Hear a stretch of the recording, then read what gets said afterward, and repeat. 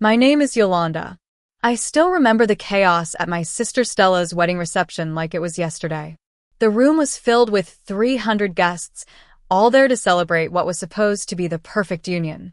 But then, the best man, Leo, took the microphone and everything fell apart.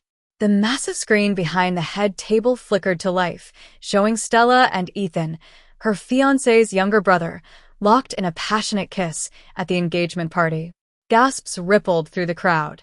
Stella's scream filled the air as she pleaded for it to stop. Her brand new husband, Victor, stood there, white-faced and trembling. The perfect wedding had turned into a complete nightmare. Let me take you back a few years.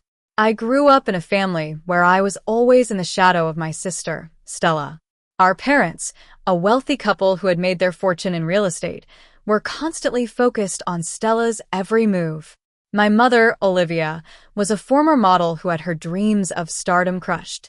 She poured all her unfulfilled ambitions into Stella, who was blessed with blonde hair, blue eyes, and a face that could launch 1,000 ships.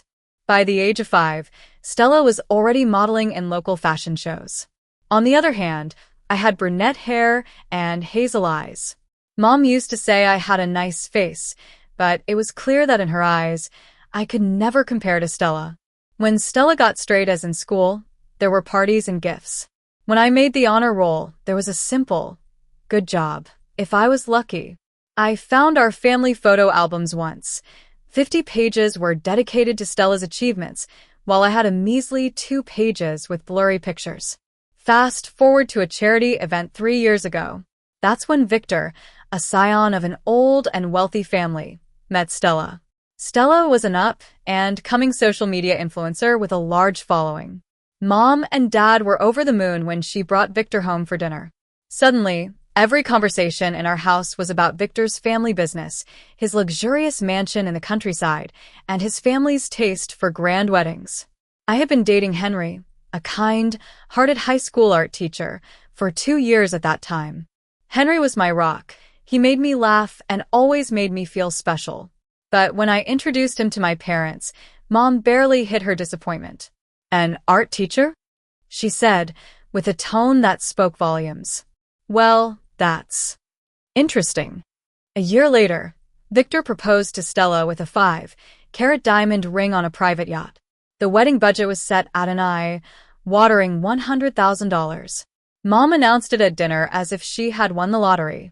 At the same time, Henry proposed to me in our cozy apartment with his grandmother's simple ring. I was overjoyed and said yes immediately. But when I told my parents about our plans for a small, intimate wedding, Mom burst out laughing. Honey, who would even come to your wedding? Stella's is going to be the event of the year. We need to invest in the right things.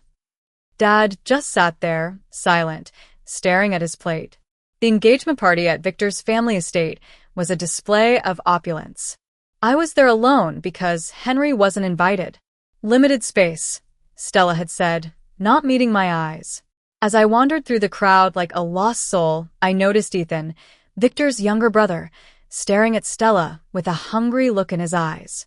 There was a strange tension between them, and I tried to shake off the feeling that something was off. Later that night, when I got home, Henry could tell something was wrong. He held me close and said, "You don't have to keep chasing their approval. You are amazing just the way you are." I cried in his arms, knowing he was right, but still hoping that one day my parents would see me for who I was. A few weeks before the wedding, the bridal shower was held at an exclusive hotel. I was there to help set up, just like I was always the helper. Stella treated me like an unpaid staff, ordering me around. While setting up the gift table, I noticed Stella texting with a secret smile on her face. Victor was at his bachelor party, so who was she so excited to talk to? 3 days later, Leo called me. He was Victor's best friend and a journalist. He said he needed to talk to me about something regarding Stella. We met at a coffee shop, and he revealed that he had seen Stella and Ethan together multiple times. He showed me pictures of them leaving a hotel late at night and text messages filled with love-laden words. He pleaded with me to help him expose the truth to Victor before it was too late. I was torn. Part of me wanted to stay out of it and avoid the drama. But another part, the part that had been silenced for so long, wanted to know the whole truth. I decided to let Leo handle it, but asked him to keep my name out of it. 1 week before the wedding, Leo called again. He said he had all the evidence he needed, including a video from the engagement party and more text messages. He asked me if he should show it to Victor. I thought about the chaos it would cause, my parents' reaction, and Stella's rage. But I also knew that Victor deserved the truth. So I told him to do what he thought was right but to leave me out of it. And then came the wedding day. I sat at the back of the ballroom, just like I was always the afterthought. The ceremony was picture perfect, but I knew that beneath the surface, there was a dark secret. At the reception, Mom took the microphone to give a speech about Stella. "My beautiful daughter, the light of my life," she gushed. "And my other daughter is here somewhere, too. Yolanda, wave if you can be found." Everyone laughed when I didn't wave. I sat there, seething inside. Then Leo took the microphone. He started with kind words about Victor, but his tone quickly changed. He said Victor deserved the truth, and that's when the screen showed the damning evidence. The room erupted in chaos. Victor lunged at Ethan, and Stella tried to intervene.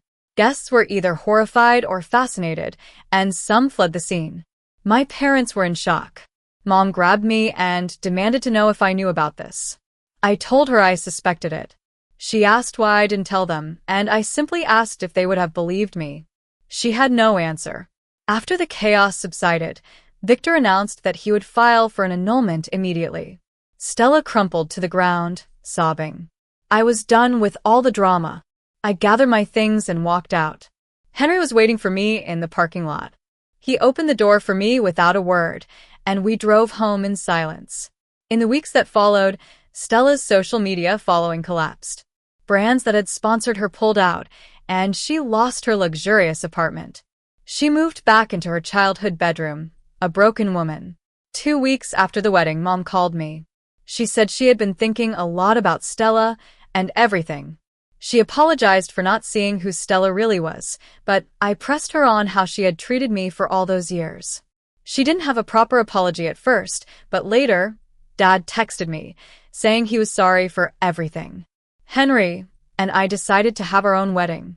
It was a small, backyard affair with only 30 of our closest friends and family. My dress cost $500 from a second-hand store, and the flowers were wildflowers from a nearby field. It rained on our wedding day, but it was perfect. My parents came, and this time, they seemed to really see me. Mom cried throughout the ceremony, and Dad gave a heartfelt speech. Stella sent me flowers and a card, saying she hoped I would have a happy life. We're still not close, and our relationship is a work in progress. But I've learned that my worth isn't determined by my parents' love or my sister's shadow.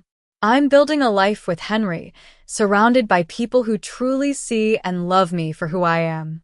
And that, to me, is worth more than any grand wedding or social status.